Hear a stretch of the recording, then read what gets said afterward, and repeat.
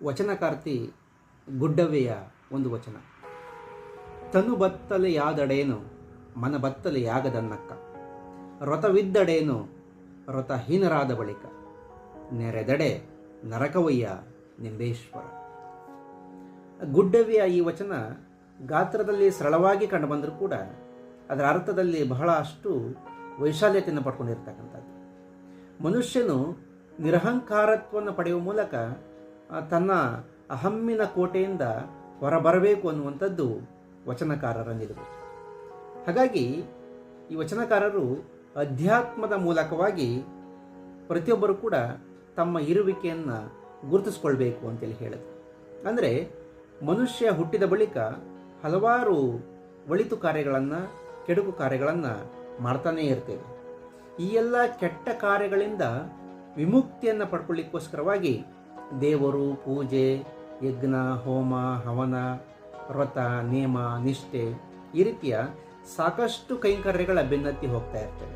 ಕೆಲವರಿಗೆ ಇದು ತೋರಿಕೆಗಾಗಿ ಆಡಂಬರವಾಗಿ ಕಂಡುಬಂದರೆ, ಇನ್ನು ಕೆಲವರಿಗೆ ತನ್ನ ಅಂತರಂಗವನ್ನು ಶುದ್ಧ ಮಾಡಿಕೊಳ್ಳಿಕ್ಕೆ ಒಂದು ಭಕ್ತಿಯ ಕಾರ್ಯ ಅಂತೇಳಿ ತಿಳ್ಕೊಂಡಿರ್ತಾರೆ. ಈ ಅಧ್ಯಾತ್ಮ ಮಾರ್ಗವನ್ನು ಅನುಸರಿಸುವವರಿಗೆ ಈ ಥರದ ಕೈಂಕರ್ಯಗಳು ಬದುಕಿನ ಜೊತೆಗೆ ಬೆಸೆದುಕೊಂಡು ಹೋಗಿರ್ತದೆ. ಗುಡ್ಡವ್ವೆ ಹೇಳೋ ಪ್ರಕಾರ ಈ ಥರದ ಭಕ್ತಿ ತೋರಿಕೆಗಾಗಿ ಮಾತ್ರ ಆಗಿರದೆ ನಮ್ಮ ಮನಃಶುದ್ಧಿಗೋಸ್ಕರವಾಗಿ ನಾವು ಅದನ್ನು ಮಾಡಬೇಕು ಅಂತೇಳಿ.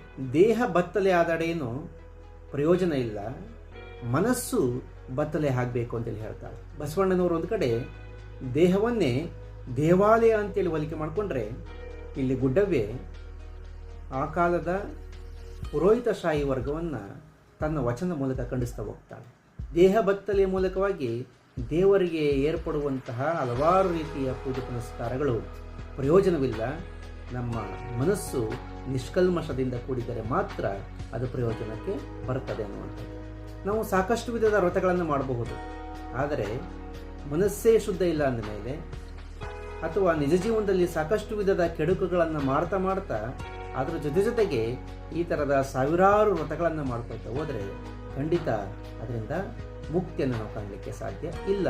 ಹಾಗಾಗಿ ಗುಡ್ಡವ್ವೆ ತೋರಿಕೆಗಾಗಿ ಮಾಡುವಂತಹ ಹುಂಬ ಭಕ್ತಿಯನ್ನು ಖಂಡಿಸುವ ಮೂಲಕ ಅಂತರಂಗ ಶುದ್ಧಿಯ ಮೂಲಕವಾಗಿ ಮಾಡುವಂತಹ ನಿಷ್ಕಲ್ಮಶ ಭಕ್ತಿಯ ಬಗೆಗೆ ಈ ಒಂದು ವಚನದಲ್ಲಿ ತಿಳಿಸ್ತಾ ಹೋಗ್ತಾರೆ. ಹಾಗಾಗಿ ನಾವು ವ್ರತದ ಮೂಲಕ, ನೇಮದ ಮೂಲಕ, ನಿಷ್ಠೆಯ ಮೂಲಕ, ದೇವರಿಗೆ ಪೂಜೆ ಮಾಡುವ ಮೂಲಕ ಏನೆಲ್ಲ ಸಾಧನೆ ಮಾಡಿಬಿಡ್ತೀವಿ ಅಂತೇಳಿ ತೋರಿಕೆ ಮಾಡಿಕೊಳ್ಳುವಂಥವರಿಗೆ ಮನಸ್ಸು ಶುದ್ಧವಾಗಿ ಇಟ್ಕೊಳ್ಳುವುದರ ಮೂಲಕವಾಗಿ ತಾನು ನಂಬಿದ ಕಾಯಕವನ್ನು ನಿಷ್ಠೆಯಿಂದ ಮಾಡಿದ್ದೇ ಆದರೆ ಖಂಡಿತ ಯಶಸ್ಸನ್ನು ಸಾಧಿಸಬಹುದು, ಹಾಗೆ ಬದುಕಿನಲ್ಲಿ ನೆಮ್ಮದಿಯನ್ನು ಕಂಡುಕೊಳ್ಬಹುದು ಅನ್ನುವಂಥದ್ದು ಈ ವಚನದ ಸಾರ ಅಂತೇಳಿ ಭಾವಿಸ್ಬೋದು.